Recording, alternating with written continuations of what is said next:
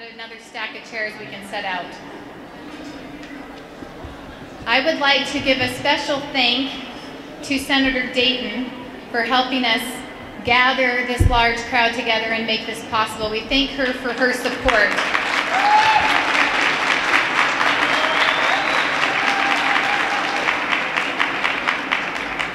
And thank you to all of our rally sponsors. Please take a moment to go around and visit them before you leave.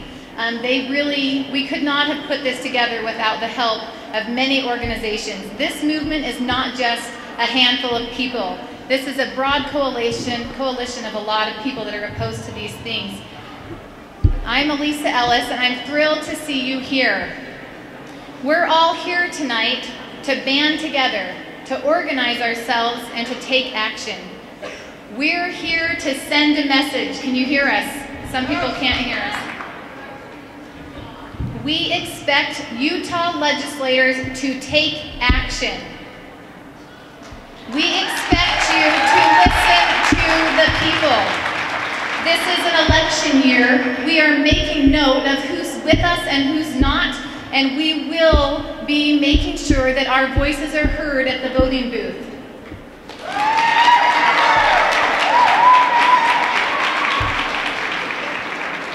To be able to band together, we need to, while we're doing the opening song and stuff, text ROTTEN to 435-602-4012.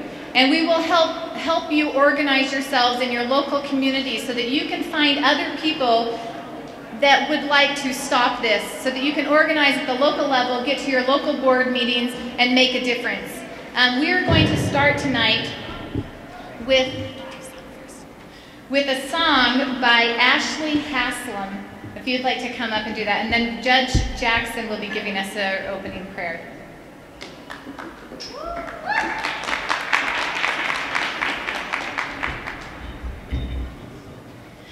Oh, beautiful, for spacious skies, for amber waves of grain, for purple mountain majesties above the fruited plain. America, America, God shed His grace on thee and crown thy good with brotherhood from sea to shining sea.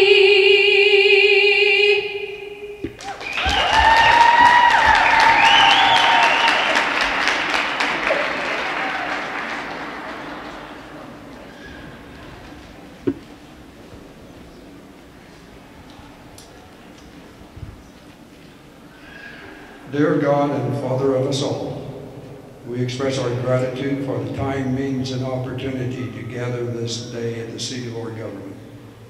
We acknowledge our firm reliance on thy divine protection and guidance in all the affairs of life, and ask thy forgiveness of our trespasses as we forgive those of others. Enable us to live with charity for all. We thank thee for the endowment of unalienable rights, including life, liberty, and the education of our children. May our land, schools, and homes be places of light, liberty, and learning. Bless us and all citizens with the desire to be governed by correct principles. Bless those who govern with that same desire.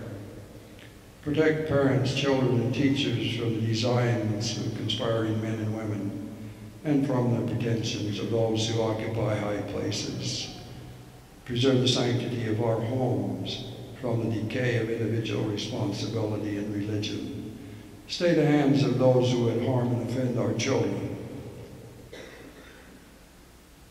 Grant us, all citizens, this strength to be eternally vigilant in this great cause.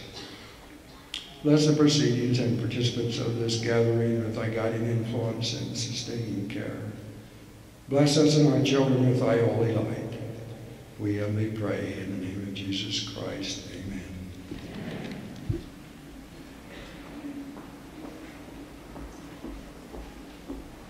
Thank you.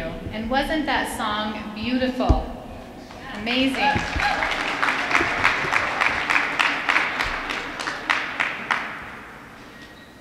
We have been saying for a long time that Common Core is not just standards. We are concerned about an entire education reform package that our current President Obama would use to fundamentally transform education in America. With his fundamental transformation comes the loss of your voice and mine. And so we stand here tonight to take action as citizens so that we can restore our voices to our education system and we can reclaim our local education responsibilities in our state. And that means that as parents and citizens, more is required of us. We must.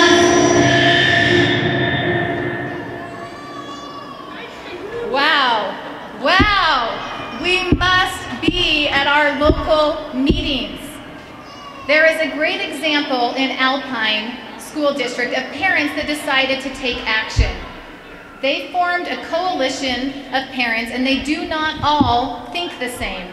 They aren't all against Common Core, but they're a coalition of parents that decided to get together and take action and attend their meetings and then write about it.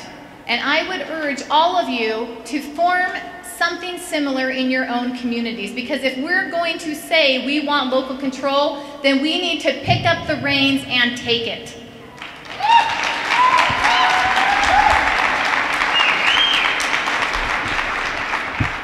We aren't here to just complain. We've been saying for a long time that we have things that need to be done to restore our voices in the state of Utah. We have many legislators in this room that are taking action and are trying to take measures to return the voice to the citizens. And we need to thank them.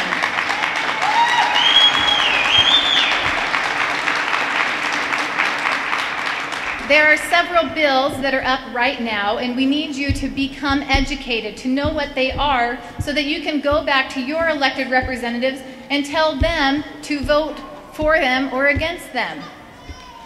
Tonight we will be hearing from 3 of the legislators, and 2 of them have proposed legislation right now that will help correct and restore local education decisions. There are also several bills being written to restore student privacy. We haven't taken a stance on those because we're in the process of making sure they're strong enough.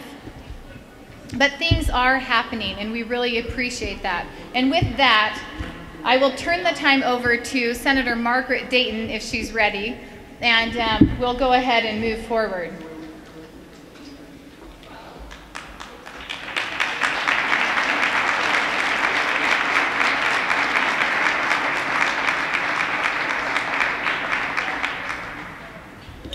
Thank you for your kindness, and especially thank you for caring enough to be involved in the political arena and to be here. Thank you for informing yourselves and realizing that the best thing we can do to have any influence on local control or any decisions that are made is to inform ourselves and to be informed, is that better? To know what's going on. I need to tell you, first of all, as you are acknowledging the concerns that you want to have your voice heard by the legislature, that the legislature did not vote for Common Core. We are dealing with something, as you know, that was, can you hear me back there? Okay, apologies that maybe you couldn't hear as I was thanking you all for taking time to come. I am so impressed with people who want to be informed citizens, who care about what's going on and who want to know what's happening. Now I want to tell you, over 10 years ago, when I was serving in the House, that I had a bill to opt out of No Child Left Behind. I don't know if you remember, but one of the very first stated goals of No Child Left Behind was that this is a well-funded and highly acclaimed government program. It was highly acclaimed anyway by those who voted for it. saying that if we implemented this federal program, that 100% of our students would be reading and writing and doing math at grade level by the year 2014. Well, the year 2014 is here, and guess what? That federal education program failed. We knew it would. It was not well intended, and of particular concern, it violated the Constitution. There is nowhere in the Constitution of the United States that allows for the Department of Education. There is nowhere in the Constitution that says that we need to have people in Washington telling us as parents in this state what to do with and for our children.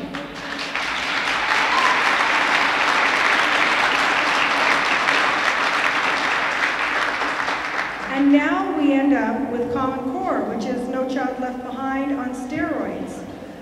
Let me say this about Common Core, because I know not everybody has angst about the program.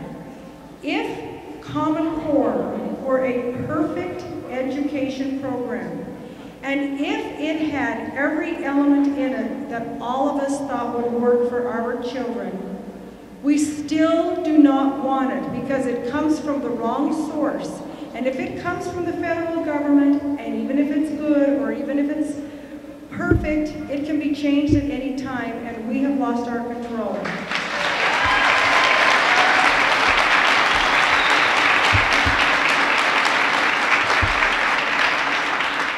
I look at this group of well-informed citizens, these friends of the Constitution, friends of families, friends of states' rights, friends of state sovereignty, friends of common sense, and I realize that we want to make sure that we have control over our most important resource, which is our children. And I thank you and applaud you for being involved. You are all engaged in a very important battle. We need to uphold the Constitution. We need to maintain our state sovereignty. We need to protect our children. And we do not want a federal government program on education that not only violates the Constitution, but offends our efforts in our own homes. Thank you for all that you do.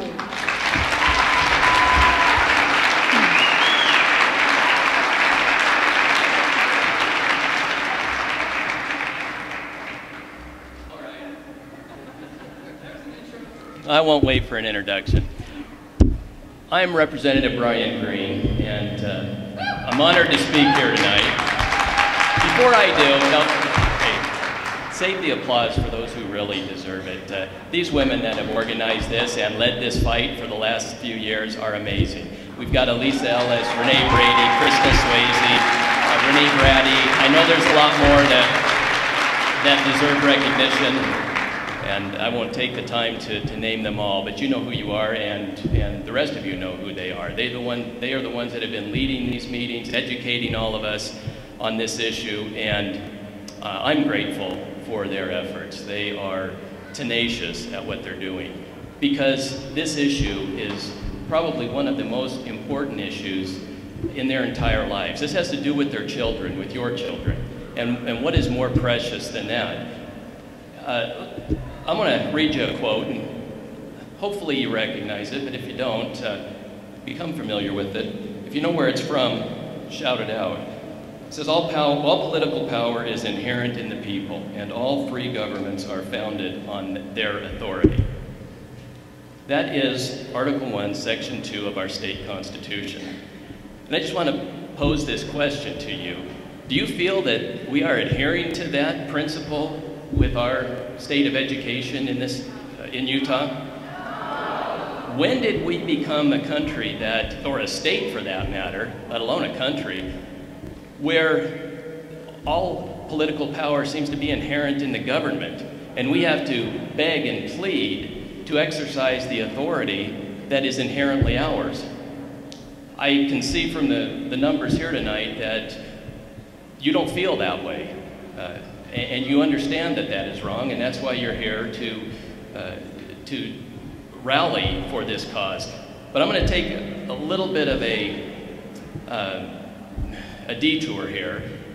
There's plenty of people tonight that you will hear from that talk about the merits of Common Core or the demerits, the problems with it. I'm not going to get into the technical. I'm going to take a higher level view. Because, and don't get me wrong, hear me out before you boo, Common Core is not the problem. Common Core is just a symptom of the problem. The problem is that we have lost, in large part to our own apathy, have lost our voice, our authority to, oh, I see I have cue cards up here. I was wondering what you were doing there. So, but in any event, this does not only manifest itself in education with Common Core, but in healthcare, in all of our social programs, in our issues of marriage. You can go right down the list and realize that all of these problems stem from the loss of our voice and our authority as a sovereign people. These governments are established to represent us, to be our servants, not the other way around. And so as you go out and crusade on this issue, try to expand that view, expand your view to all of the other issues that we're facing in this state. Because while this is a critical issue, one that I am fully engaged in, I know that we have to spread this message across all of the areas where our government has infringed upon our sovereign authority as people. So quickly, having said that, I want to just speak a little bit about my bill. I'm almost out of time. You know, Elisa said a few minutes ago that you need to call your representatives and your senators and tell them to vote for these bills.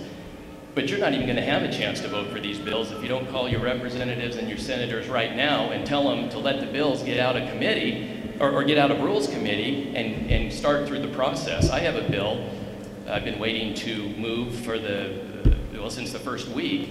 It's a bill that reclaims your voice as voters, as citizens, in the election of our state school board.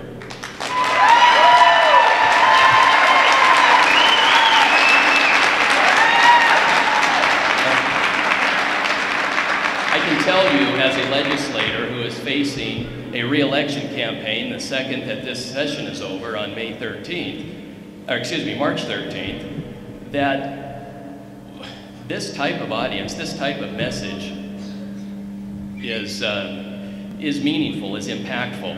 And this is the message that we need to subject our state school board members to, so that they understand that they are your servant and they listen to you and they care when you are not satisfied with the job that they're doing, because that means they're not going to have a job for much longer. This bill will give you that authority back. So I'll end there. I'm being told my time is up. But that's where we need to start.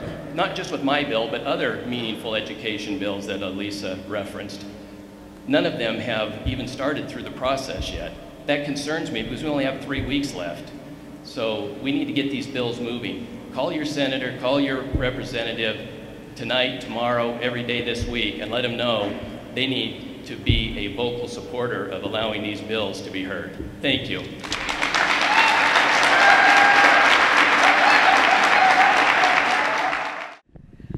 Hi, I'm Representative Dana Layton from Orem. I represent District 60, and I am here. I came to the last rally here and heard the voices of so many parents, and as I analyzed what was going on, I just realized that most people that I talked to marginalized your voice and said, oh, those are just the kooks, those are the wackos, those are the ones who don't get it. And I was concerned enough about what I heard that I committed to last time that we would go to work on this.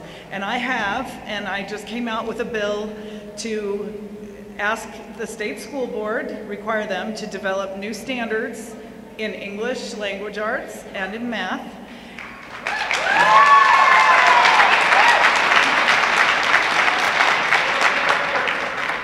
And laid out a process by which they would do that. That was one of the problems with the adoption of Common Core in the first place, is there was no public involvement. And also requires them to, whatever they come up with in terms of standards, that they have the right, full license to change and modify anything in those standards so that we can have a process of continual improvement and local control. And so Utah can do what's best for Utah and for our students here.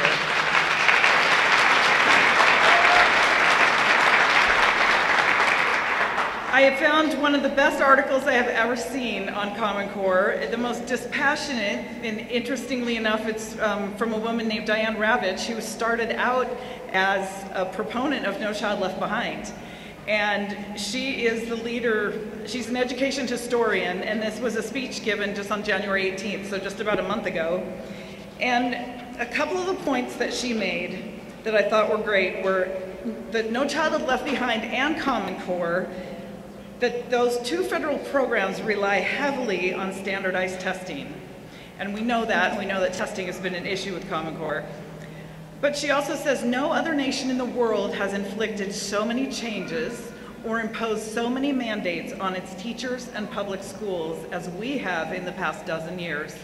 No other nation tests every student every year as we do.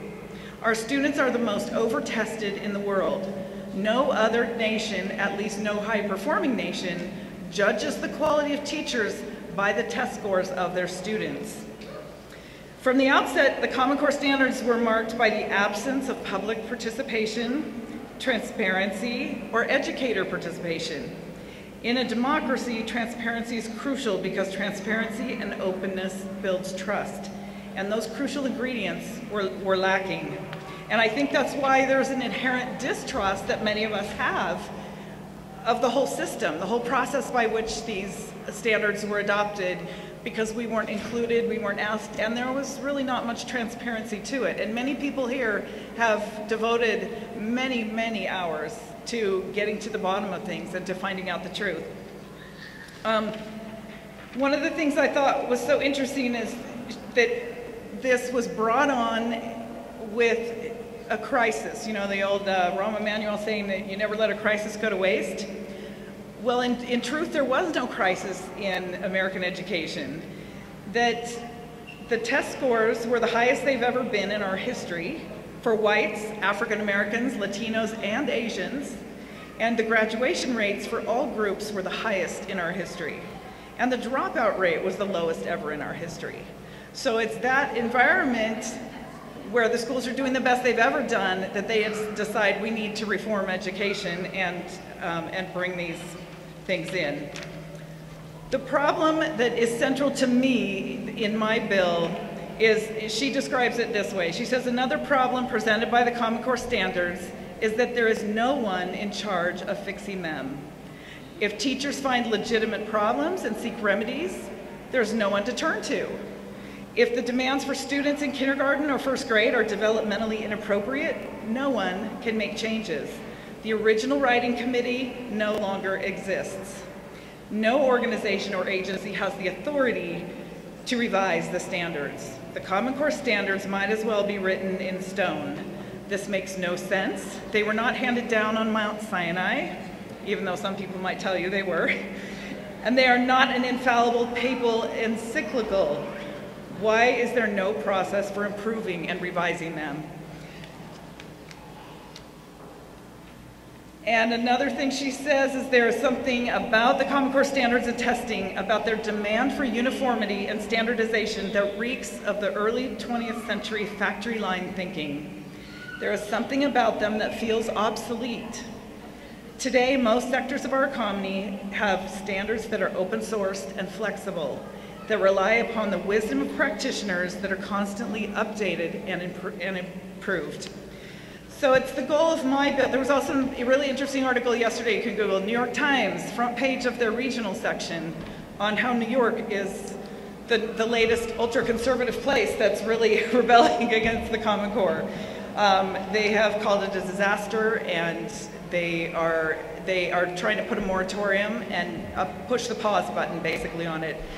But my bill, I hope to restore local control of education so that you as parents can have a change, can have someone respond to you. That's my biggest problem with it. The standards themselves are never going to be perfect. We're never going to have perfect standards, but if we continually improve them and can take input and modify and change and don't use standards that don't work for us, then we're going to be in a much better position. So it's going to be an uphill battle. I've already met with a lot of big players who are very concerned about my bill, and I'm sure it will change through time as we negotiate. But where I want to end up is with Utah owning our own standards so that we can decide what's best for Utah.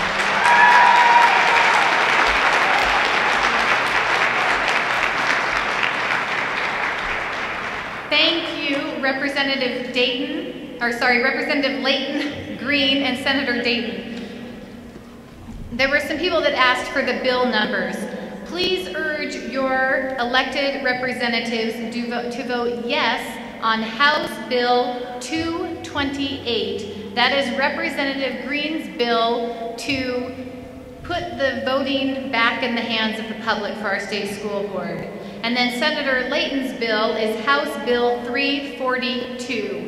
House Bill 342. The purpose of gathering tonight, in large part, is to help organize ourselves so that we can band together. And in order to do that, we would like to help you find other citizens in your local community. And so we're doing this texting campaign. If you text ROTTEN to 435-602-4012, it will help us organize better. We also have some tables in the back that are action tables and education tables that you can go back to the back and you can help us create a scorecard or a report card for our representatives. Now, we are now going to introduce our essay contest winners, but before we do, I wanted to explain why we held an essay contest this week. David Coleman, who was one of the lead architects of Common Core and who currently stands as the College Board President, where he is corrupting the SAT, college entrance exams, to be exactly aligned to Common Core. He made a statement years ago before he was the president of the College Board, when he was simply the lead architect of the language arts standards for Common Core. He said, as you go through life, as you grow up, you realize that no one gives a bleep, my bleep, not his, about what you think or what you feel. I want you to really realize what this man is saying. He is justifying why they took away classic literature and the personal narrative essay. You may not know this, but it's incrementally taken away so that by the time you're a senior in high school under Common Core, you are not allowed to read more than 30% classic literature, 70% must be informational text, and the personal narrative essay suffers a similar decline. This is outrageous. This takes away our humanity. It is an affront to our souls. This is wrong. And this is why we have held an essay contest. The personal narrative will not die in the state of Utah if we have something to do about it. So I would like to introduce our wonderful essay winners. Thank you. Before I introduce them, let me just say that we received wonderful essays. They were incredible. And I'm speaking with experience as a former English teacher and English professor at UVU. These essays were good. We had a hard time as a committee choosing 3, but we chose 3. And the 3 are, will you please stand up so we can cheer for you all before we have our first reader? Brian Halliday of Alpine. He is a member of the Alpine School Board.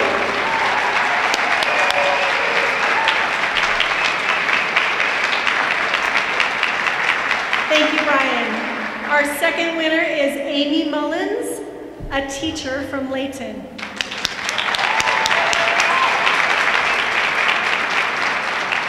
Thank you, Amy. And our third winner is Cammie Isle, a teacher from Washington Terrace, who has laryngitis and her husband will be reading her essay today.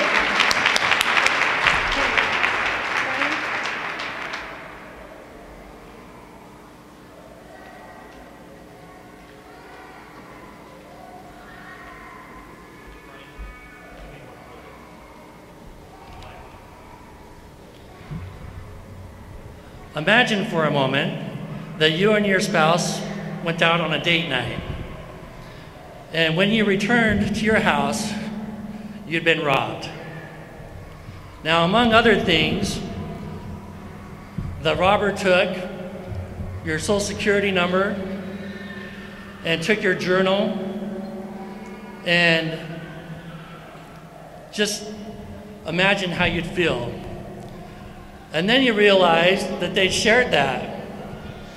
They shared that. They were given to a group of well-renowned scientists, behavioral scientists, and then some renowned psychologists, and then the military. And after being analyzed and copied, they were then given back to you. Well, a week after the items got returned to you, the police knocked on your door, and they found the identity of the robber. It was your babysitter, the very person you trusted to protect your children. How would you feel? Wouldn't you consider this a violation of your privacy? Wouldn't the theft of the journal be considered a crime? Yet this is eerily similar to what our state school board is allowing to happen with our child's data in our schools. We have trusted them to protect our children while in school, and they have breached that trust. Almost every student in the state of Utah will be taking the SAGE test in the next few months. Maybe some will take it this month. The test is designed by the American Institutes for Research, the world's largest behavioral research center. This data is being collected by AIR, the American Institutes for Research, and then it's given back to the Utah State Board of Education. Now, to assume that our children's data will be protected at school when there's no contractual agreement of that protection is assuming that the NSA isn't going to collect your phone calls. That's simply not true. We can't allow this violation of our children's personal data. It's up to us to protect the privacy of our children. As a parent, there's only one way to stop this: opt out of the SAGE test.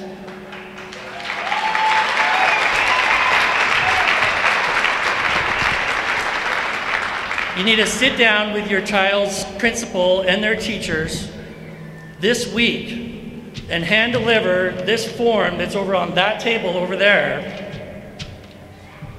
and tell them that you want to opt out of this test. We need to write the governor and the state school board and demand the protection of our children's data. Together we can make a difference. Thank you.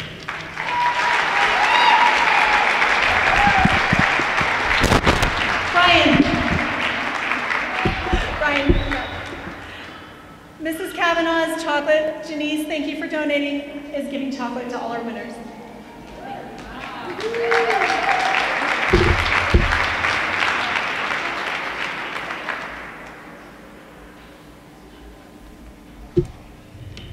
My three most important reasons for being here are my three little boys that are sitting a few rows back.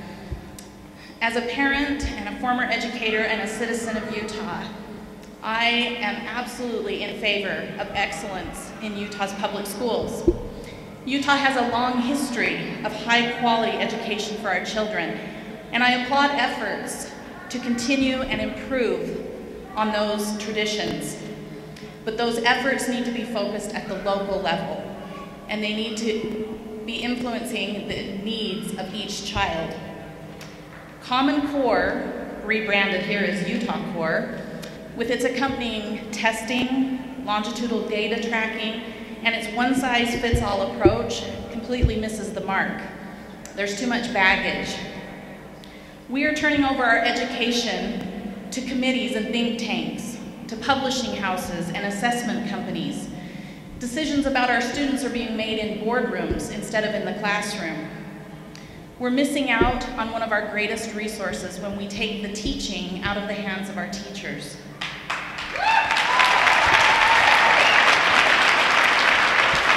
We are told that the teachers can select their own curriculum, but they have no control over the assessments for which they are accountable. Do we judge a physician on the outcome of a single surgery, or an attorney on the verdict of a single case, or a legislator on the passage of a single bill? Of course not. That sounds ridiculous. And yet, we are going to grade our schools and evaluate our teachers on the outcome of a single test. As if demoralizing our teachers isn't enough, this high-stakes testing culture is dehumanizing our children. It's stripping them of their individuality. We expect them to be little automatons that learn the exact same thing at the exact same time. When we decree that all children of the same age have to learn the same thing and in the same manner, we lose sight of the unique child.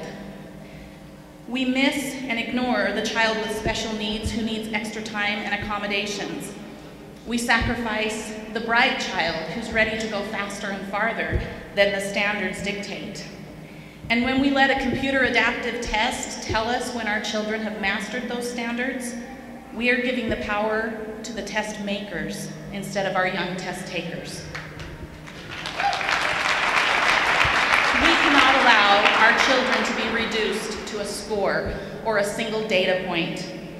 No standardized test can measure the curiosity, the creativity, the passion, the ingenuity of the human spirit. No data from a computer could have predicted the intellect of Einstein, the creativity of a Walt Disney, the innovation of a Thomas Edison, or the passion of a Mozart. So don't tell me that any amount of testing, measuring, or tracking of my child is going to determine what he can achieve.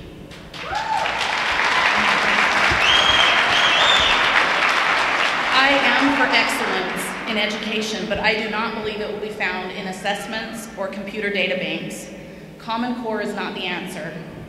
Developing standards for excellence in Utah will best be accomplished in the hands of teachers who are dedicated to their students, local leaders who know and understand the needs of their schools and districts and communities, in the hearts of the parents who want the very best for their children, and in the souls of those unique, wonderful children who are the future of Utah.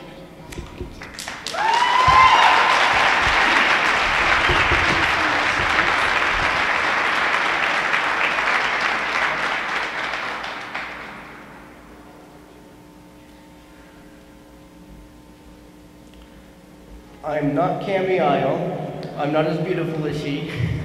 As you may or may not have heard, Cami, my wife, has laryngitis tonight, so I'll be reading her essay for her. I am a mother and a teacher at a local charter school. I am an aunt and a friend. The children of my life deserve better education than these standards can provide. From the time that I found out about Common Core, a fire has been lit in my veins. I feel with the utmost sincerity that I must fight this with everything I have in me. I have heard many, even in my own family, claim that these standards are a good thing, that they will help our children have higher educational standards so that they can be more competitive in the world. I have heard teacher friends defend Common Core as if I have attacked them personally, but I have also heard many voice their concerns about the intrusiveness of the testing and data sharing. I have heard the frustrations of students who can't understand what is being taught using these new and untested methods. I have witnessed the light and excitement of learning being snuffed out of those young people because there is now so much testing pressure. They have no more class time for things like art or music. I believe that change happens at a local level by those who are closest to the issues at hand. Parents, teachers, and principals have always been the foundation of a good education. And each state has had the ability to make changes based on the needs and desires of their residents. With Common Core state standards and other federal overreaches, that control has been stripped away, leaving parents with no way to advocate for their children. Worse, good teachers are robbed of their creativity and joy as they must follow strict guidelines and benchmarks instead of having the freedom to teach their students are ready to learn. The standards are only a part of my problem with Common Core. My blood boils when I know that what was once protected information about students and their families is now available to private companies and government officials. Our children are being used as lab rats so that these companies can view them as human capital. Teaching has never been, nor should it ever be, efficient. Children are individuals. They learn in unique ways, have unique interests, and progress at their own paces. There is no possible way to take such diverse individuals and make them fit a one-size-fits-all way of learning and doing things. That is the joy of teaching, to take such a beautifully different group of people and help each one fill his or her potential. I will take it one step further. I'm not only opposed to Common Core state standards, I have my own ideas for what can be done to improve education for our children, the future of this great nation. I believe that we should have more choices, not less. From charter schools, private schools, home schools, and regular public schools, each parent should be able to choose what fits their student the best. Compulsory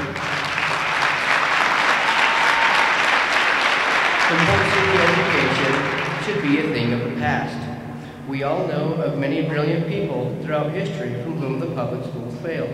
With things going the way they are, the Common Core state standards will affect all of those educational choices negatively.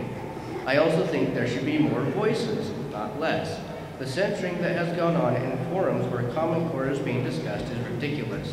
We need to hear all ideas, not just the ones we agree with. It is only in truly listening to all points of view that the best solutions can be met.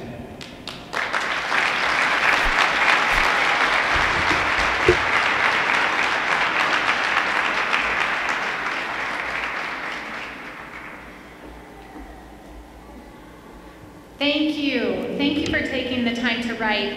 Those essays will also be published on EAG News, which has a national audience. I just have to keep reiterating the purpose of tonight. We want to take action. We need more people to know what's going on. We need you to reach out and talk to your friends and neighbors and let them know what your concerns are so that they can decide if they have those same concerns and they can educate themselves also. At the back of the room, we have an action table where we have opt-out forms. We have different campaigns, different levels of action that you can take. We're trying to gather your information so that we can help organize you into a more local level. Also, we have tables back there if you still have questions. We have people back there to help answer those questions for you. Please visit those after the rally. Thank you to the essay winners for taking the time to do that. We will go ahead now and move forward with our next set of speakers, and I won't get up between them. We will start with Ed Flint. He's an attorney, and we don't have bios because we didn't have time, but Joan Landis, one of our speakers, she volunteered her time and she put together the bios for me, and I really appreciate that. And where are they?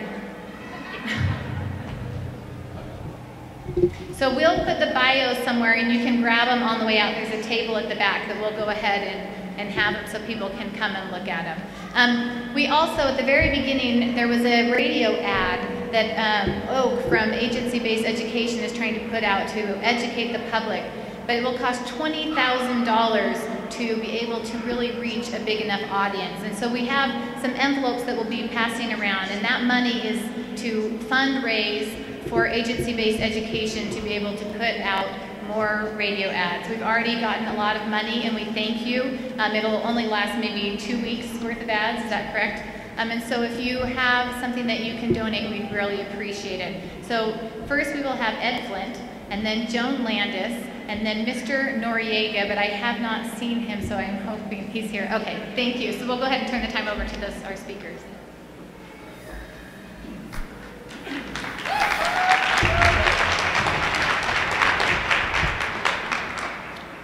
Good evening, everyone. Thank you for having me here to speak with you tonight. My name is Edward Flint. I'm a lawyer who represents families in disputes with school districts over special education eligibility issues. I bring civil actions against the districts when they don't follow the law or they deprive special needs children of the services that our tax dollars pay for and that the law requires.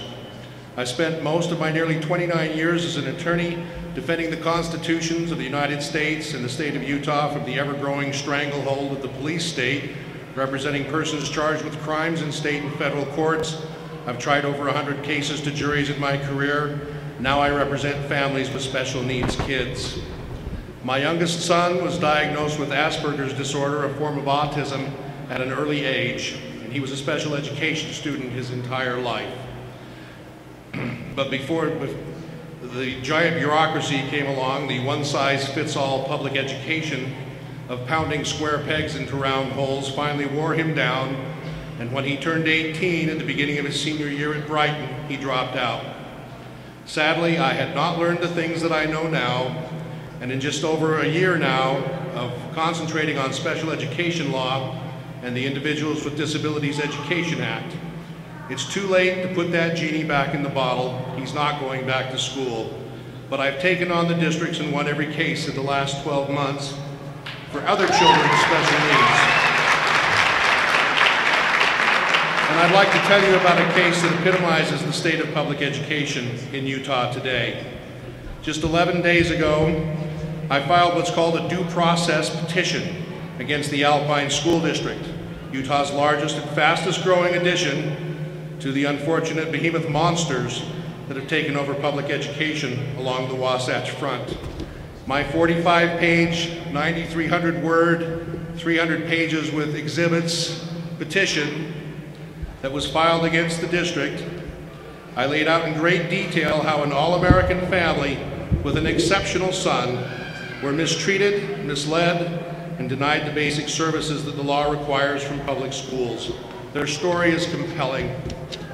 After moving to Utah from Idaho, this family, consisting of a PhD in education father and a mom working on her master's degree, and their 4 super smart kids, started to experience problems that they never seen before. Their oldest boy had been in a gifted and accelerated program before. Now he was floundering, not completing or turning in his assignments or homework. He showed signs of being anxious and depressed that were obvious to the parents and even pointed out by the teachers. But instead of being supportive, helpful, and providing guidance, unfortunately the Alpine District personnel blamed the mom for the problems, then denied that there were any problems or the need for any evaluation. The vice principal told her that her son was not going to be eligible for any help, certainly not special education, probably not even a 504 accommodation. Community resources, you're on your own. Some of the excerpts from the petition include quotes from the mother of how she cried on the way home from meeting with the gifted and talented coordinator of the district, who essentially just gave her the runaround and blamed her for her child's problems rather than trying to help. What can a family do? Not everyone can homeschool. Most can't afford private school for their children. Our public education system, with its mandated experimental testing, leaves families in a giant catch-22. It's like the famous song Hotel California, the Eagles' great hit from my youth, that tells you you can check out any time, but you can never leave. About a year ago, my good friend Dr. Gary Thompson, a clinical psychologist here in the Salt Lake area, clued me in about Common Core. He thoroughly read the entire Common Core state standards and a lot of background information. Being a clinical psychologist and the father of children with unique talents as well as some learning disabilities, and he determined that it was bunk, a lie and a fraud, a massive and expensive experiment using our public school children as lab rats with the money trail leading directly to large corporations that stand to profit from it, and no scientific vetting, peer review, or pilot testing. Dr. Thompson wrote a note, threw it out on Facebook, and it went viral. He ended up on the Glenn Beck television show, and Dr. Thompson and I wrote several articles that were published last year regarding our deep concerns with Common Core's new adaptive testing procedures, the secrecy behind it all, and my outrage at the massive data mining and lack of adequate protections for the most personal information, medical and mental health records, and other data gathered from millions of children and their families.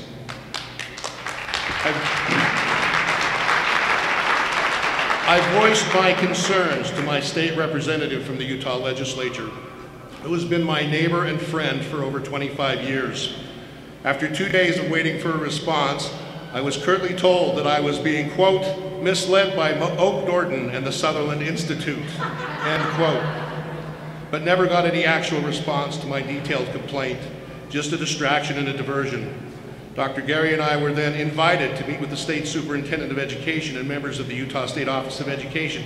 We also received a threatening and demeaning email from a member of the State Board of Education. That person is now the governor's #1 advisor on education in the state of Utah. Our meeting with Dr. Medlov, the superintendent, was cordial, but none of our published concerns, questions, or criticisms were ever responded to. Instead, we were told that anyone opposing Common Core is a tinfoil hat-wearing conspiracy theorist and a dupe of the John Birch Society. Until 10 days ago, I'd never met or communicated with Oak Norton. In fact, I met him in person for the first time tonight, and have only spoken with him briefly on the phone a few times. I have a long history of animus between myself and the Sutherland Institute and the John Birchers. That's not who I am. I've decided that since my state representative won't listen to my concerns, maybe I need a representative who will. Sometimes I listen to myself.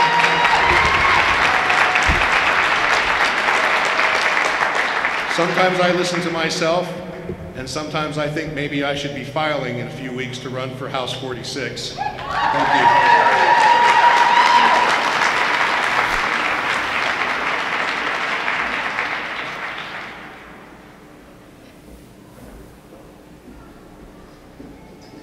My name is Joan Landis, and I'm a clinical mental health counselor. You may not be aware that approximately 20% of the children in any school classroom could be diagnosed with a learning disability or a serious mental illness.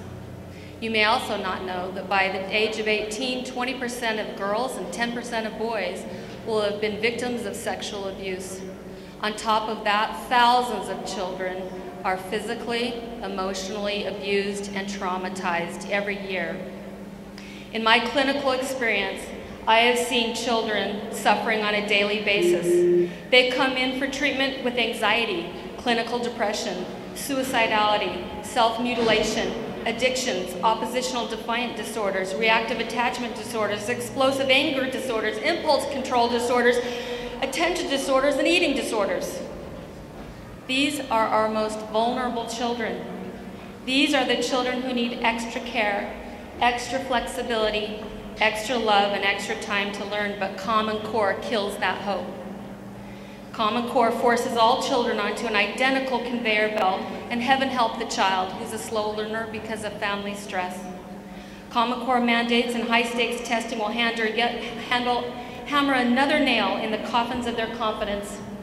The Common Core scheme is a shot over the bow, straight into the hearts of our families, into the hearts of our children, and into the hearts of our teachers who have been manipulated and muzzled into silence. And silence is all we've heard. Silence from the state boards of education who should have debated this publicly. Silence from legislators who've been kept in the dark. And silence from the test developers and technology developers who are waiting to make not millions, but billions off our children. The Common Core, many of us don't even realize that we're in a war. Not a war of flesh and blood, but a war of billions of people against billionaires. This is not a battle for the children of Utah alone. This is the battle for children everywhere, and their right to be reared by their loving parents and taught at their knee. It may take a little longer to awaken us to a sense of our awful situation. It may take the shock of precious children yanked away from loving mothers because of a difference in school philosophy. This happened in Germany not long ago. It may take the shocking discovery that the state has been tracking your daughter's mental health history and deemed you an unfit parent. Or it may take seeing your son in an emergency room because of an overdose, because he failed a high-stakes assessment for his future. Don't say it can't happen here. We believe that, and now we have longitudinal databases on every child. Now we have gutted educational privacy laws, and now we have Common Core. Step by methodical step, the elites are squeezing their vice on the families of America. On one side, Obamacare, controlling your family's life, death, and suffering.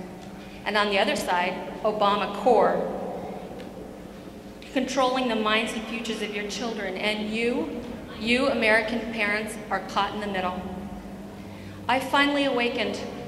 I said, not with my child, you won't.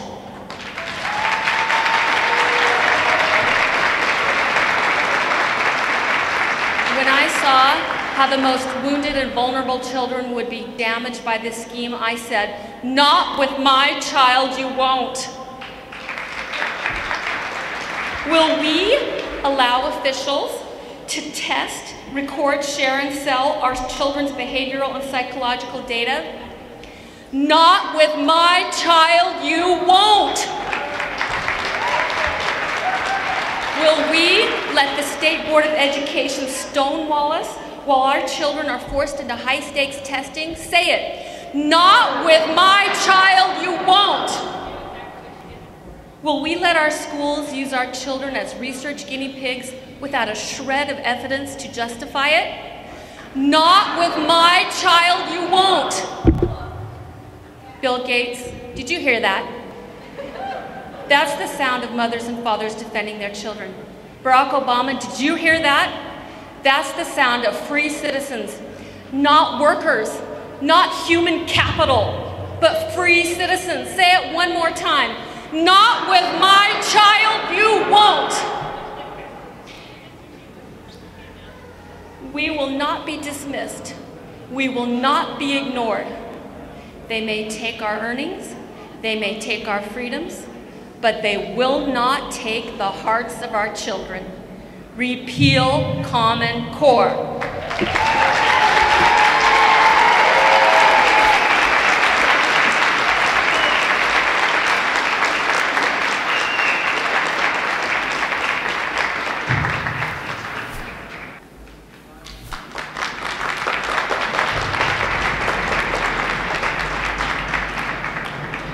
Thank you. I guess that was a great introduction with that noise because I want to make some noise about the Common Core.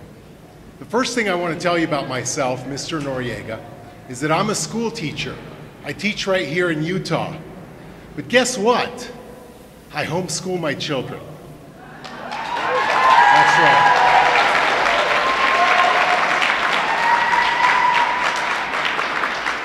Because I'm not going to let the government indoctrinate my children. I'm not going to allow the government to steal my rights away. And I'm not going to let the government intimidate me into speaking out against the Common Core.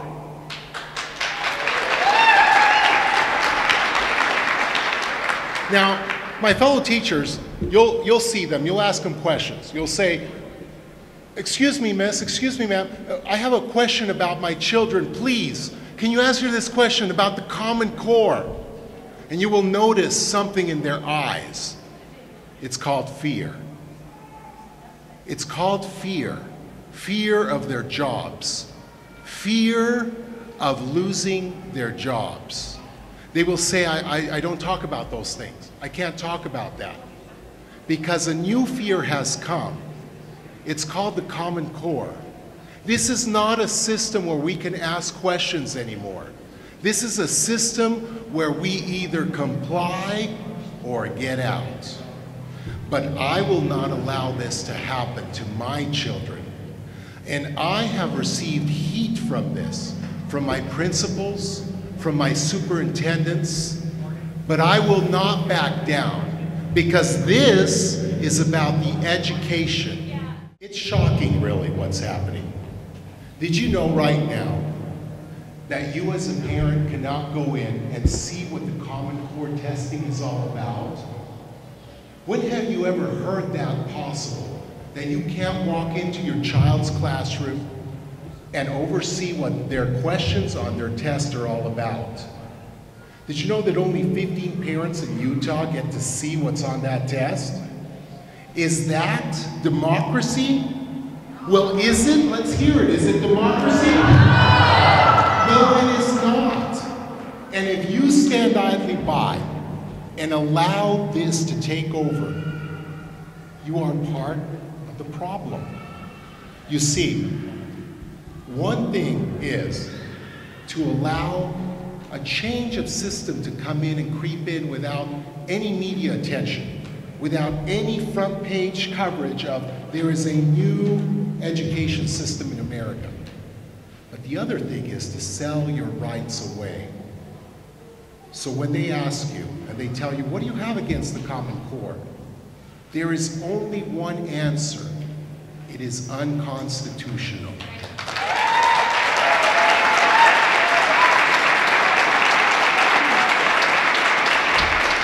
When they tell you it's not curriculum.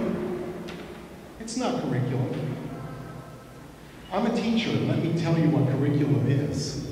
Curriculum is the books we teach out of, the testings we do, the benchmarks we give, and the standards we teach by. Curriculum is the tools of learning. The Common Core is curriculum. You got it from a teacher from the inside. I can tell you, don't let them make you afraid. Don't let them make you think like you don't know what you're talking about. When they tell you the Common Core is a better system, let them know that China has a better system and they make better scientists, don't they? But they sold their freedom. Are you willing to sell your freedom? No! That is correct. When they ask you, what do you have against the Common Core? The simple answer is, the Common Core is unconstitutional. And that is the answer.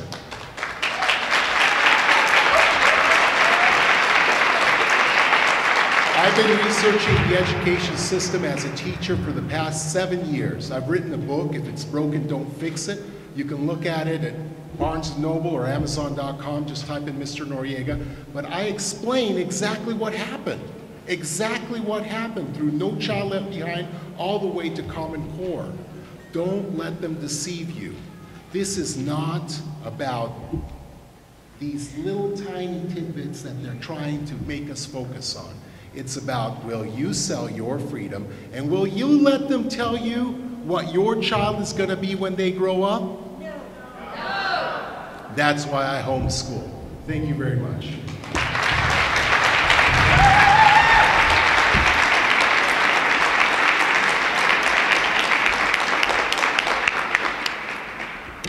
Thank you. We have another speaker here tonight, and I think we all owe him a standing ovation.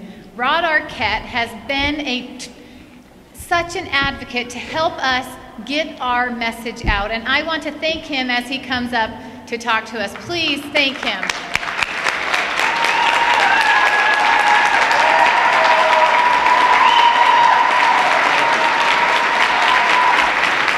Thank you very much. That's very kind of you, and I appreciate it. I want you to know tonight, it's great to be here, and it's great to see such a wonderful crowd. You are now all unofficial members of the Rod Squad, so thank you very much for being here tonight. I want to start off and let you know that you are looking at evil tonight.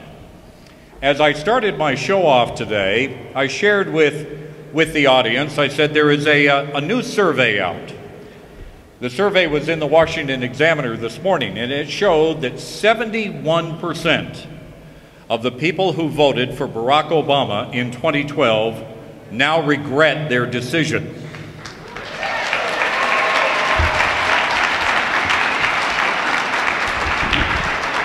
And I challenged my listeners tonight, and I said I would like to hear from one Democrat in this state who voted for Barack Obama in 2012 if he regrets his decision now. Well, I got a call from a gentleman by the name of Greg. And Greg blamed me, Sean Hannity, Rush Limbaugh, Glenn Beck for all the evils in the country today. As a matter of fact, he accused me of having an evil voice and an evil laugh. And he said, you know what you're trying to do is just divide, not unite this country. And I responded and I said, I think that's what Barack Obama is doing, whether he knows it or not. And that's what is taking place in this country today.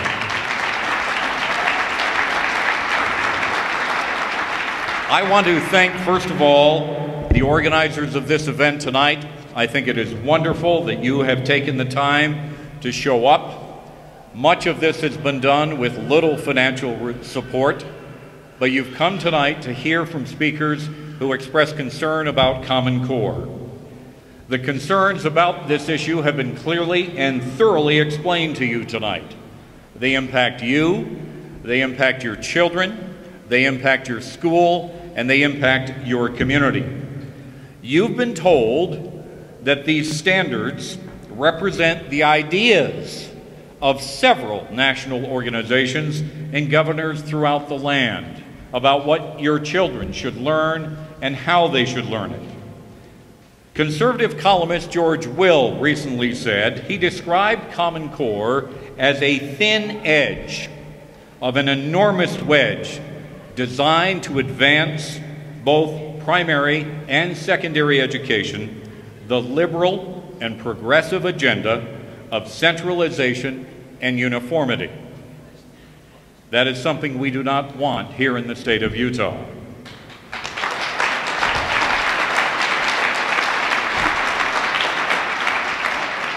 My role tonight, and I've been asked to do this, is to encourage those already involved in the effort to stop Common Core to keep going.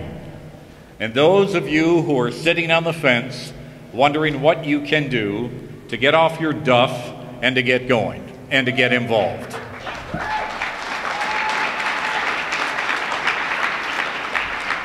I want to share with you, just for a few minutes, what I consider one of the most touching and powerful stories of 2014 so far. It is the story of a young boy who for most of his life grew up in Richmond, Virginia. His parents were well educated. They raised a family of 4, 2 boys and 2 girls. Now, both these boys were very, very interested in sports. They wanted to play football. They wanted to play baseball. Their father was very athletic. One of these young men, even at the early age of 9 years old, was a ball boy at a local high school football game. He threw a ball back to one of the referees. It had a perfect spiral. It was fast, it was hard, and everyone in the stadium, their jaws dropped. A 9-year-old boy throwing a football like this. This young man had big, big dreams, but he was very small for his size, and he tried everything he could to excel in the sports that he enjoyed, of football and baseball. His father, devoted to his wife, devoted to his family, but throughout his life struggled with diabetes, and eventually that disease claimed his life at a very early age, in his early 50s. His father, though, while he was here on earth, took his time to share his ideas and challenges to his son. Years later, this young man, who is now 25, spoke how often his father would inspire him and over and over again challenge him to what he called the perspective of possibility. The perspective of possibility.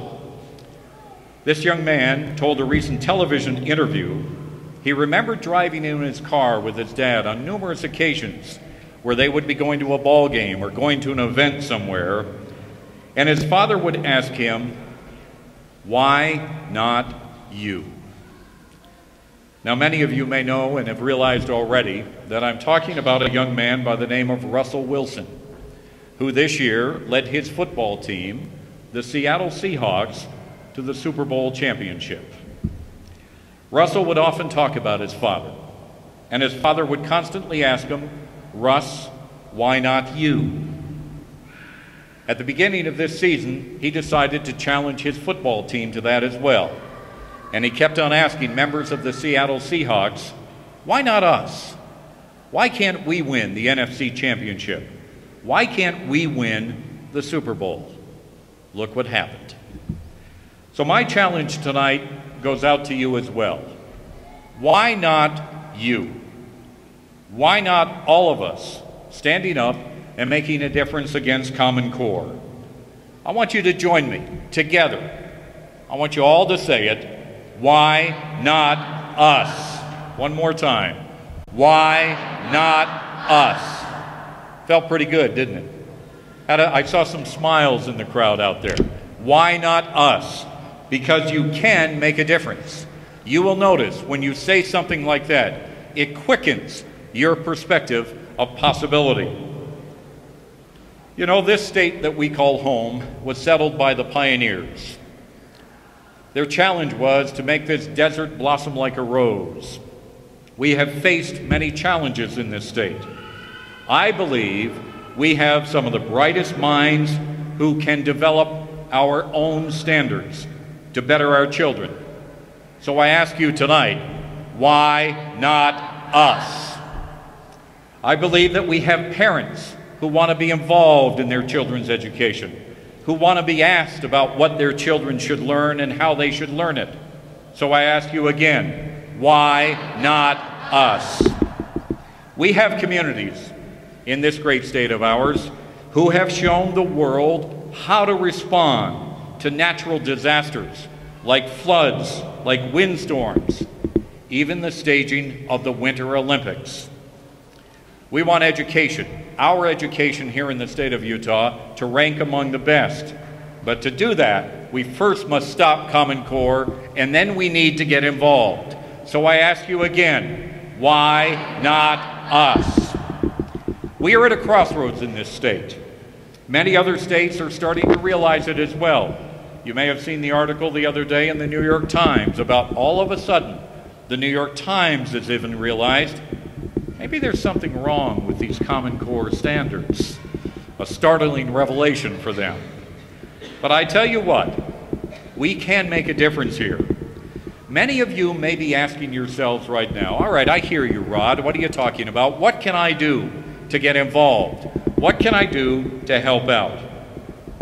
You know, the people who began this effort here in the state of Utah, these wonderful people, they didn't know what they were doing. Did you, Crystal? Did you, Lisa? Did you guys know what you were doing at the beginning?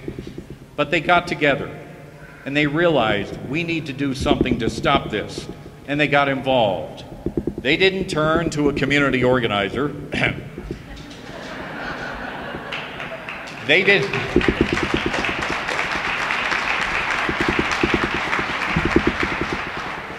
They didn't read any books by a guy by the name of Saul Alinsky. At least I don't think you did you? This small effort, the effort that you're involved in tonight, has really, in my opinion, mushroomed into a national effort to stop Common Core. The time is now for you to act. People like Glenn Beck, George Will, national figures around the country are now starting to question what the Obama administration and Arne Duncan are trying to do to education in this country. You can stand up against it. You know, I leave you tonight with a couple of quotes for you to think about from two famous men. They were recently mentioned in the LDS Church magazine, Ensign. I would encourage those of you who have copies of it in your home to read it about getting informed and getting involved. One came from Abraham Lincoln, and it talked about seeking the possibility to change and form public opinion. Abraham Lincoln said this. He said, he who molds public sentiment goes deeper than he who enacts statutes and policies. Our involvement is a privilege, but it also carries with it an obligation. As many of you have heard before, the famous Edmund Burke pointed out, all that is necessary for the triumph of evil is that good men and good women do absolutely nothing. You are doing something here tonight. You are getting involved. So as I leave you tonight, I ask you once again, why not us? Go out and beat it. You can do it. You can win. Thank you very, very much.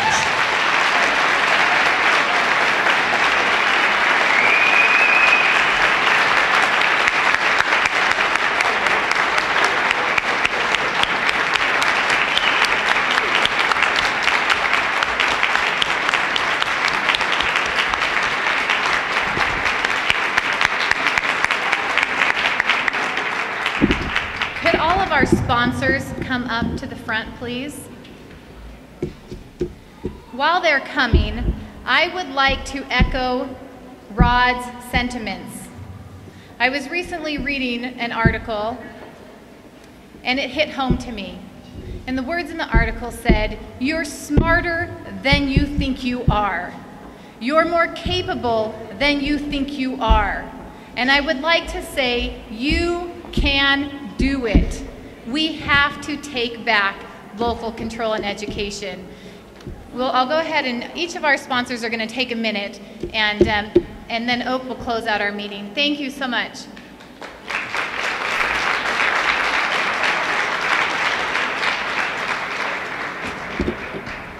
I'm Autumn Cook, and I'm with the Left-Right Alliance for Education. And this was a group that formed out of a spontaneous gathering of education advocates from across the political spectrum and across the nation. We organized on social media.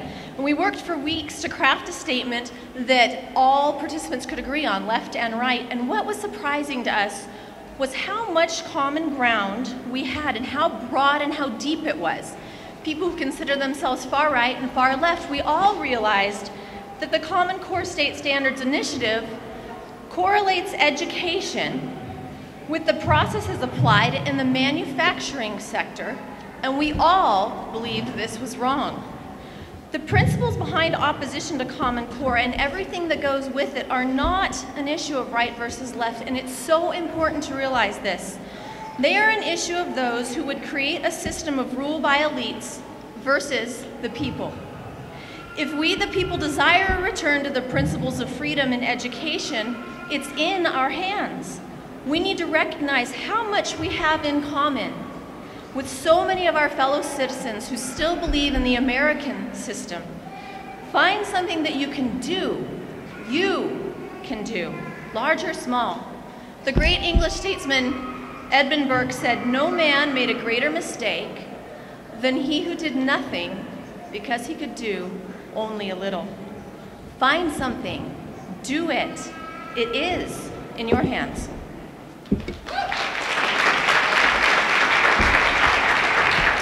Thank you. I am a mother and a former educator, and I'm here tonight representing Utahns Against Common Core, so I am speaking for all of you. We are a loosely organized coalition of parents, teachers, and citizens from around the state of Utah, and our aim is to restore local control of education. I want to share with you just a few lines from our press release about this event. We organized this rally tonight because we are here to send a message to our elected officials. You either stand with us and you stand up against Common Core, or prepare to be replaced.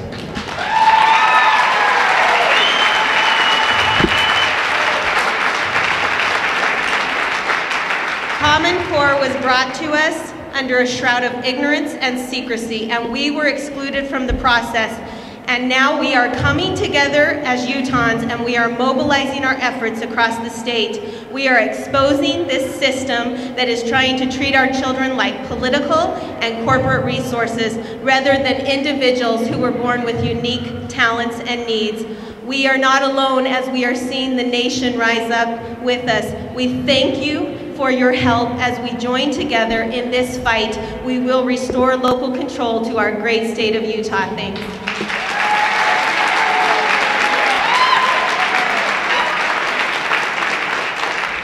My name is Laureen Simper, and I am honored to represent the United Women's Forum.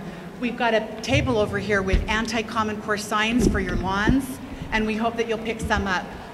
I wanted to talk more about what I am for than what I am against. Right next to my face? Thanks. At some point in any conversation that you will have with the talking about the diverse and damning details of Common Core and denounce them, sometimes a careful and even sometimes an unwitting disciple or student of Saul Alinsky will hurl this accusation at you. Aren't you for standards? My answer, I am not for common standards because my children are not common. Excellence is not common. Rigorous doesn't equal excellence. Rigorous is defined as thorough, exhaustive, and accurate. That's good for your CPA, not so much for your child.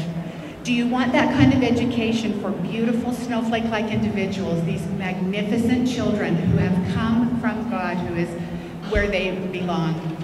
We're glad that we can be for something and not against something. We're for the uncommon, we're for the exceptional, we're for individual liberty, we're for teachers who don't need multi-million-dollar tests to tell them how to take care of our children and change a lesson plan for them. I stand first for excellence, for local control, for privacy, for teachers, but first and last and always, I stand for my children. Thank you.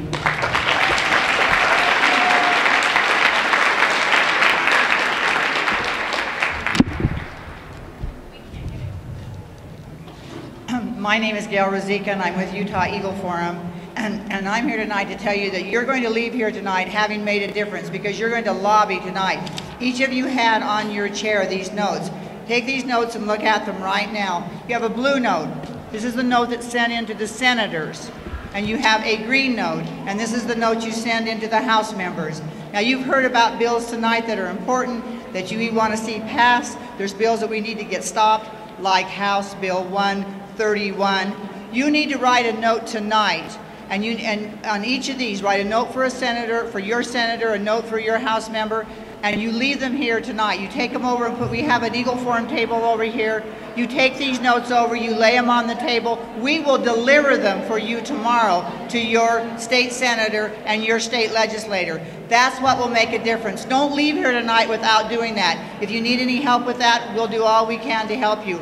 But you know, you heard Brian Green talk about how his bill is in rules and it's not coming out. See the green note? Write a note on there to the members of the Rules Committee, to the chairman of the Rules Committee, and say, let that bill out. What's the number, Brian? House Bill 228, we want it out of rules. You can make a difference by doing this tonight. This is one of the best ways there are to lobby. If you want information about the education bills, to come to your computer, go sign up over at our Eagle Forum table, and we will send you during the rest of the session an email telling you when these bills are available and what it is that you can do to make a difference.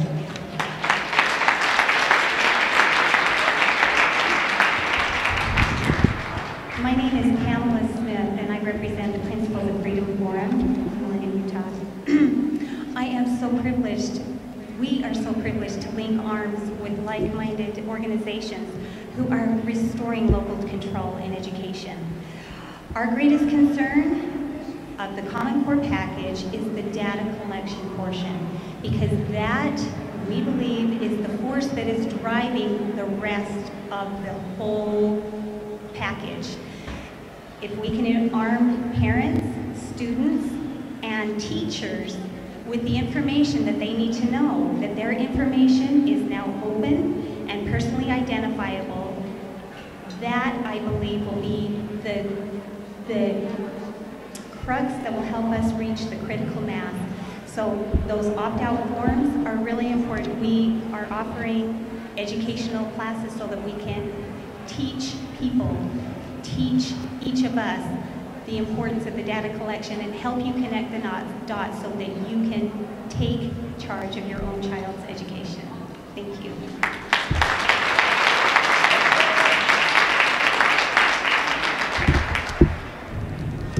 Hello, my name is Connor Boyack. I'm president of Libertas Institute here in Utah, and our organization cares about Common Core because we support parental stewardship in education, the ultimate local control. I want to read a quote by Michael Novak. He's a very prolific cultural commentator. He's written about 25 books, and this packs a punch. He says, "Between the omnipotent state and the individual looms the first line of resistance against totalitarianism, the economically and politically independent family, protecting the space within which free and independent individuals may receive the necessary years of nurture. Our organization here in Utah fights for life, liberty, and property, and because we're concerned about these things, we're concerned about preserving the ability of families to raise those free and independent individuals. Education, of course, is central to this process. Dictators throughout history have recognized this and have made efforts to use compulsory education and propaganda to influence the rising generation. One of the more popular of these dictators once said, "He who owns the youth gains the future." I do not want government to regulate or indoctrinate my children, let alone own them. They are mine. God gave them to me. So what does Common Core have to do with any of this? This latest educational initiative is a power play. It's a strategic advance by that omnipotent state to gain ground and diminish the influence of that first line of resistance, the family. Common Core centralizes education policymaking within small spheres of influence. It homogenizes children, suppressing individuality. It reduces the input and involvement of the family. At its core then, Common Core is anti-family. And while we would argue that an economically and politically independent family should shoulder the burden of educating their children outside of a government system, we believe that while such a system exists, its power should be devolved to local levels to maximize freedom and diversity. In short, Utah should reject Common Core. Thank you.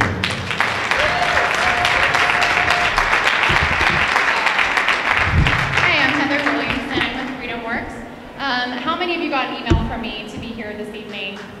Awesome, awesome, awesome. Thank you so much for being here. I just want to take my minute. You guys have heard enough about Common Core. I just want to thank you for being here tonight.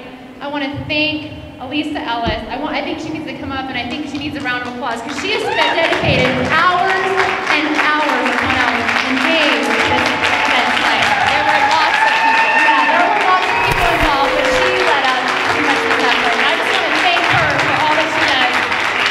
And just another thing is, you know, these women, like Lisa, you see Crystal here, and Renee, and all these women that are here tonight, even, you know, Connor, I mean, a lot of these women and men, they're not paid to do this. They're just concerned parents. They are not, they don't get paid to do this. They're not belong to any special interest. They're not getting anything from this. They just care. Oak Norton, again, another parent, a concerned parent who's taken up the mantle of protecting our rights and individuals. And anyway, I just want to give these individuals a big round of applause for all that they do and thank them for all of their efforts in this.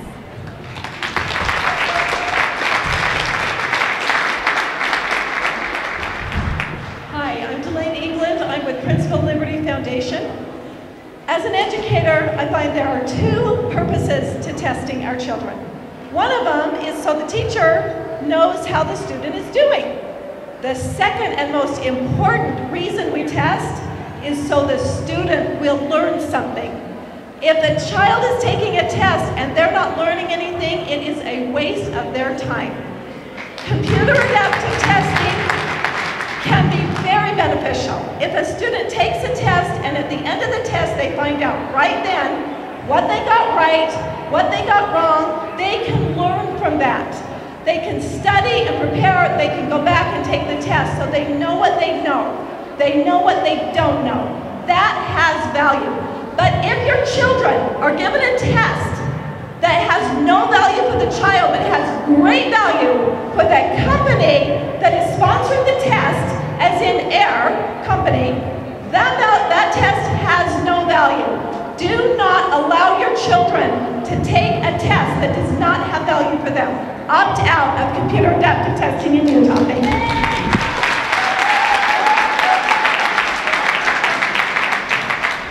Hi, my name is Cami Nevaker, and I'm representing Cornerstone of Freedom from the hotbed of Common Core, anti-Common Core moms. Everyone from Heber, raise your hand. Notice Elisa, Crystal, and Renee used to be there. We have created a place on the map in the Common Core fight for Little Heber City. Make no mistake, this battle has nothing to do with education. It has everything to do with stealing the minds and the hearts of our children. And we as parents, and especially the nation, is looking to Utah. What are we known for? For defending the Constitution of the United States. If Utah falls, we are in big trouble. Faith and fear do not coincide. So I say to you, as parents, grandparents, citizens, There is no desert to run to. There is no ocean to cross. But there are the Rocky Mountains, and let our voice of freedom scare the faith out of people like Arnie Duncan and Bill Gates and Pearson and Obama. Courage. We must have courage. Your representatives, your senators, shore them up, the ones that are on our side, and let those know, the ones that aren't, let them know that you will work to replace them. We can do this. Let freedom ring.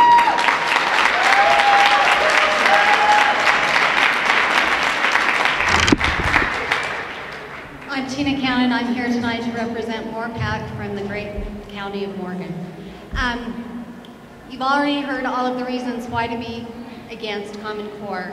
What our group is a group of concerned citizens, parents, business leaders, business owners, in our community who've come together in a nonpartisan way to discuss the best ways to educate our community on the issues affecting them. And we came behind Common Core or the anti-Common Core movement as a way, who doesn't support your kids? And this is an incredibly vital issue before us right now, and we felt like this was the best place for our support at this time. Thank you.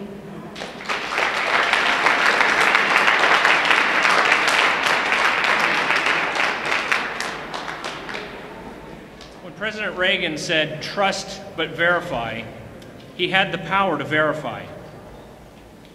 When we send our children to public schools, we trust that those people that we are looking to in a secondary and supportive role to assist us in our sacred duty to raise our children and educate them are actually going to listen to us about our children's needs. We trust that our children's teachers are going to listen to us. We trust that administrators are going to listen to our concerns. We trust that school board members who we've elected and paid to be watchdogs are actually going to be watchdogs instead of defenders of public education.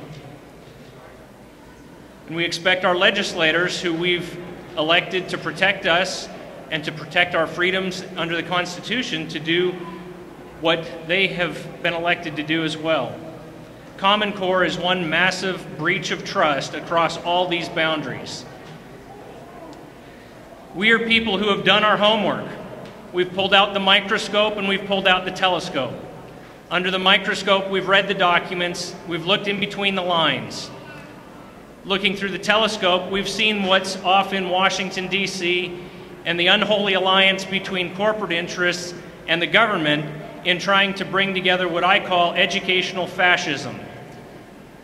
Corporatism pushing something through government onto our children.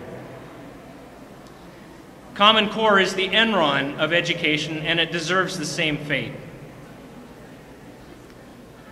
Unfortunately, as Representative Green mentioned earlier, Common Core is not the problem.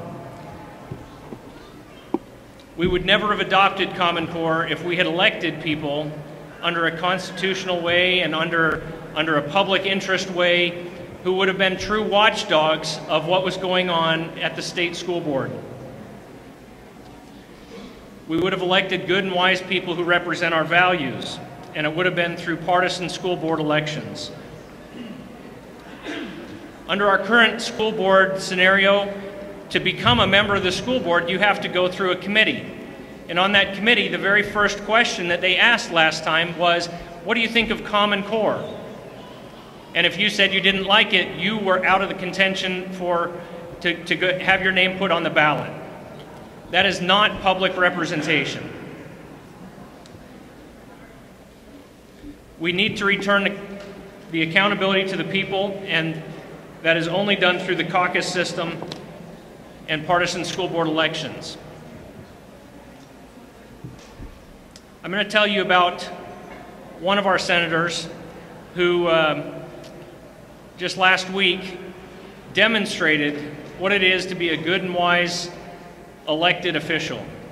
Some of you know this story, and I'm going to take a risk here in a minute, and I'm going to try and play some audio through the microphone from my iPad. Knowing the audio troubles we've had tonight, I hope that works out. Last week in a committee meeting, one of the senators was working a bill through the committee that would essentially allow homeschool families to completely opt out of the public education system, remove all the stringent requirements put on homeschoolers, release them from the hours that the state said they need to be homeschooled, release them from the curriculum that the state said people have to homeschool their children under. And some teachers came and expressed concern about this bill and said essentially that parents need to be accountable, and that what would happen if they failed to adequately educate their children. And Senator Madsen was there, and I want to try and play this clip from him. And I hope, if everybody can be quiet, this might work. The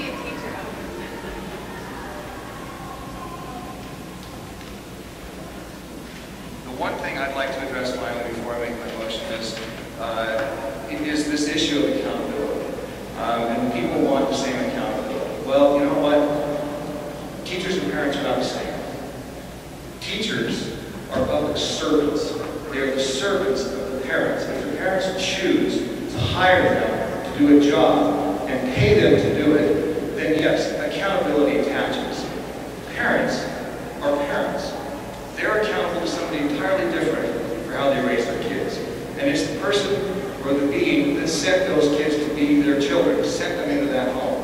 That's where the accountability is. To suggest that parents are accountable to a public school bureaucracy for how they educate their kids, I think is bunk, and I think it's a red herring. And so I just want to put that last issue to rest. There is no similarity between the two. One is being hired by the parents to do a job, and they're accountable because they're getting a paycheck to do it. The other is the parent, and the government has no right, government schools, or really government writ large, has no right to say they have to demand accountability from parents as to how they raise their children.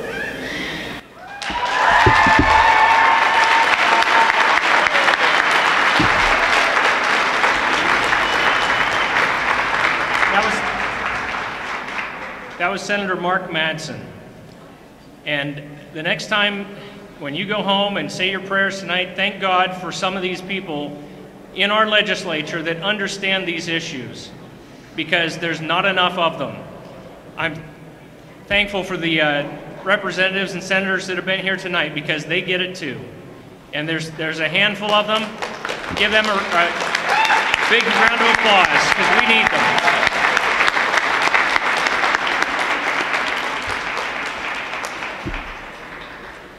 There are two things that we need to do.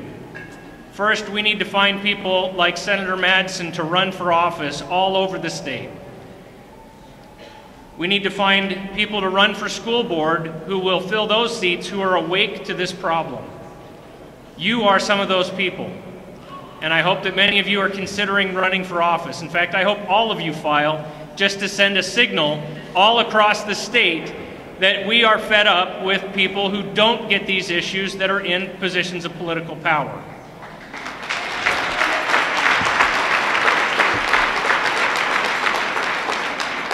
Second, we need to end apathy. Those of you who are here tonight are awake, and that's awesome. And there are more of us that couldn't make it here tonight, but we've got to do more to wake up the rest of them.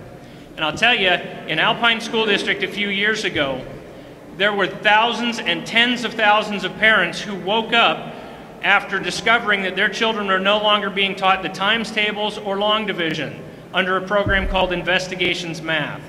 It took that to wake up parents to what was going on in the schools. And I'll tell you, Common Core is going to have a similar effect. As more parents see their children damaged by Common Core, just like Ed Flint spoke a little while ago, we're going to see more parents standing up for their children and their rights and taking action. And we need to be informed and be able to help them and to find the right resources so that they understand what's going on and where to direct their energy. We need to awaken a sleeping giant that exists in all of our cities and towns. When administrators tell us that they know best, we need to stand up and remind them they work for us. When a school board member says, I know best because I'm a school board member, we need to remind them they work for us. Be informed, be bold, be persistent, and be awake. May God bless you for coming. Thank you so much for what you're doing, and thank you for coming. Don't forget to attend the tables in the back.